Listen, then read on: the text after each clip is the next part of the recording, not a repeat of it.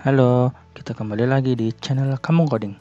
Sebelum masuk materi, jangan lupa subscribe dan aktifkan lonceng notifikasi ya, supaya kalian tidak tertinggal materi yang baru kita upload. Oke, sekarang kembali lagi bersama Kamu Coding. Ya, teman-teman, sekarang kita belajar tentang pengenalan PHP ya. Jadi kemarin kita sudah bahas full untuk HTML-nya. Kemudian kita juga sudah bahas untuk CSS. Nah, sekarang kita belajar untuk di PHP-nya ya. Nah, untuk pertama ini kita akan berkenalan apa sih PHP itu sebenarnya gitu ya. Dan kenapa sih kita harus belajar PHP ya.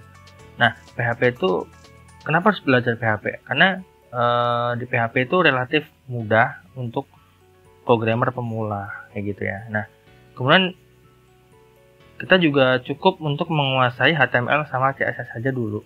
Jadi kita nggak perlu belajar hal-hal yang banyak dulu, kita hanya belajar di HTML dan juga CSS. Nah, teman-teman bisa buka kembali di channel Kamu Coding untuk playlist HTML dan juga CSS-nya. Oke, kemudian di sini juga PHP itu gratis dan juga bisa dikatakan open source gitu ya.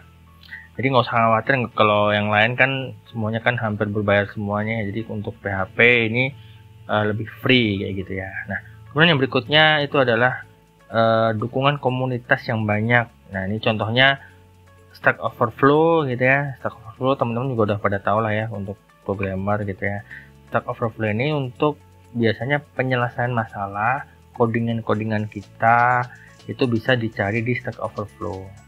Nah, kemudian kita juga ada dukungan komunitas dari grup Facebook PHP Indonesia. Ini logonya nanti teman-teman bisa cari di Facebook gitu ya. Komunitinya itu banyak, itu ada sekitar ratusan ribu anggota gitu ya. Nah, teman-teman boleh bertanya di situ tentang dasarnya gimana, codingnya gimana, penyelesaian gimana. Nah, itu teman-teman bisa belajar dari situ.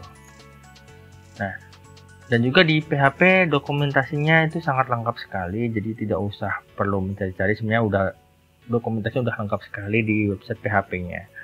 Oke.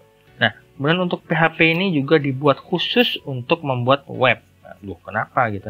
Karena biasanya kalau kayak Java itu kan biasanya dia ngikutin tuh awalnya desktop, kemudian dia ngikutin bisa web, kemudian yang lain sebagainya, banyak kayak visual juga kayak gitu juga. Gitu. Nah, kemudian kebanyakan website saat ini itu sudah menggunakan PHP ya. Jadi banyak sekali teman-teman programmer baru yang mau belajar itu juga kebanyakan website sekarang itu pakainya PHP. Jarang sekali, ya ada sih, cuma mungkin udah terlalu sedikit gitu ya, kayak ASP dan lain sebagainya.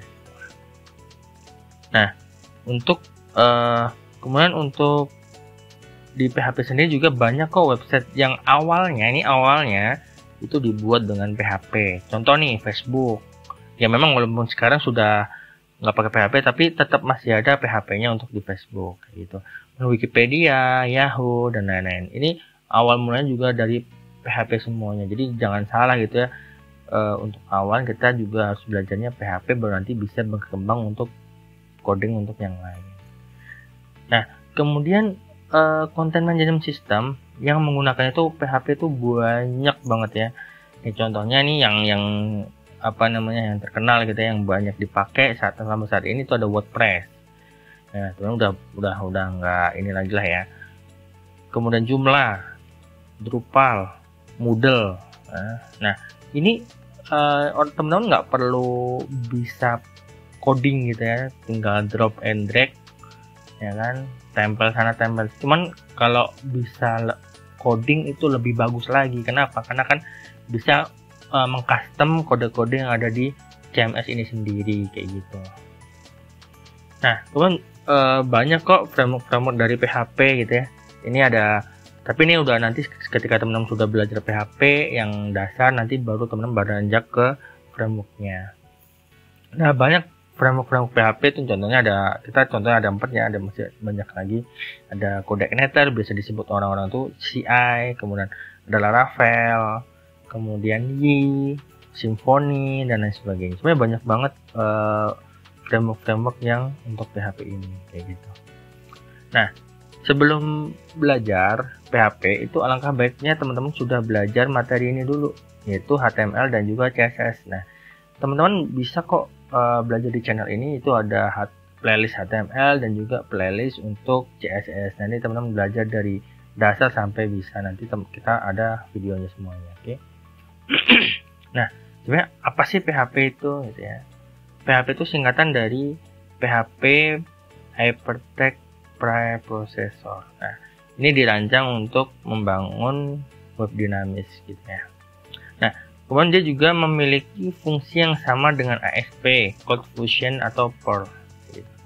Nah, PHP itu lahir dari Rasmus Lerdorf dari script Perl. Jadi awal mulanya itu memang Rasmus Lerdorf itu dia bikin untuk dirinya sendiri gitu ya, personal homepage gitu ya. Jadi dari Rasmus itu kemudian dia open source kan, karena banyak banget yang minta, banyak banget yang butuh, jadi dia open source kan sampai sekarang ini gitu. Nah, kemudian untuk PHP sendiri juga sudah mensupport banyak database. Di antaranya itu ada MySQL, Informix, Oracle, Sybase, Solid, PostgreSQL, Generic ODBC dan lain sebagainya. Nah, PHP juga dapat bekerja pada bermacam-macam platform ya. OS ya, misalkan ada di Windows, Linux, Unix dan lain sebagainya. Oke. Nah, konsep dasar PHP seperti ini. Nah, nanti untuk lebih jelas nanti ya kita jelasin lagi lebih detailnya. Nah, untuk konsep dasarnya itu ada client server ya. Jadi sisi klien itu ada browser. Nah, browser itu meminta HTTP-nya dulu ke web servernya dulu atau ke servernya dulu. Dia akan ngecek dari sini apakah ada PHP-nya. Kalau memang ada PHP, dia akan cek, dia masuk ke HP-nya, baru diterjemahkan ke dalam kode HTML-nya. Baru dia akan kembalikan ke klien lagi. Jadi ini konsep dasar untuk PHP seperti ini ya teman-teman ya. Oke.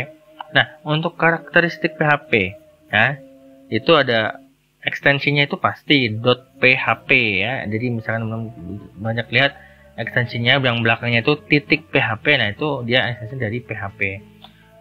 Kemudian ditulis dalam tag PHP. Nah, kalau HTML kan juga ada tag HTML. Nah, PHP juga ada. Nah, ada delimiter, kemudian diawali dengan kayak gini ya. Kurung buka, tanda tanya PHP, kemudian diakhiri dengan tanda tanya kurung tutup. Kayak gitu. Nah, kemudian bisa digunakan bersamaan dengan HTML. Jadi PHP itu multifungsi ya. HTML dipakai di dalamnya ada PHP, atau mungkin di PHP di dalamnya ada HTML. Itu bisa banget. Ya, nanti kita belajar nantinya. Nah, kemudian untuk berikutnya itu bisa dia mengikuti bahasa C. Jadi kayak case sensitif, kemudian titik koma dan sebagainya, itu memang dia masih mengadopsi ke arah C.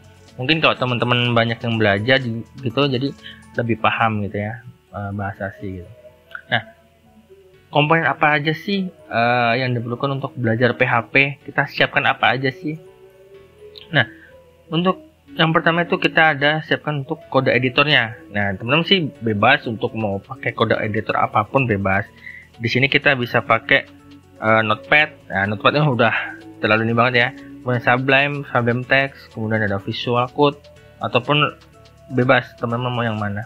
Kemudian untuk web server kita rekomendasikan untuk XAMPP ya. Nah, sebenarnya banyak sih untuk browser-browser, nanti kita akan jelaskan lagi di video berikutnya ya. Nah, kemudian untuk web browser kita pakainya Chrome, Mozilla dan sebagainya. Ini bebas, semuanya juga bisa. Kemudian yang terakhir kita siapkan untuk database-nya gitu ya.